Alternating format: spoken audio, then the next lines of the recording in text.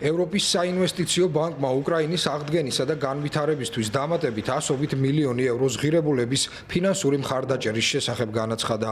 გარდა ამისა, თითქმის 500 მილიონი ევრო უკრაინული ბანკების მეშვეობით მცირე და საშუალო ბიზნესის მხარდასაჭერად გამოიყოფა, მათ შორის მათთვისაც, ვინც ფრონტის ხაზთან ოპერირებს. უკრაინის ლიდერმა ვოლოდიმირ ზელენსკიმ და ევროპის საინვესტიციო ბანკის პრეზიდენტმა ნადია კალვინიომ კიევში უკრაინის მხარდაჭერასთან დაკავშირებული მოლაპარაკებების შემდეგ ერთობლივი პრესკონფერენცია გამართეს.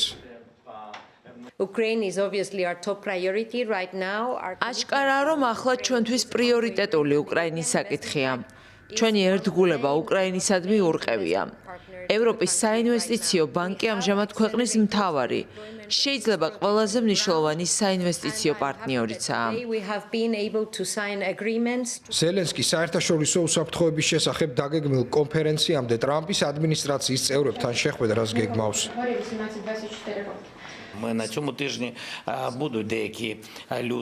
Ამ კვირაში სანამ მიუნხენის კონფერენცია გაიმართება, უკრაინაში რამდენიმე კვალიფიციურ ადამიანს ველოდებით პრეზიდენტ ტრამპის გუნდიდან. შემდეგ მიუნხენის კონფერენცია ჩატარდება. იქ ვიცე-პრეზიდენტსა და პრეზიდენტ ტრამპის გუნდის სხვა წევრებსაც შეხვდები.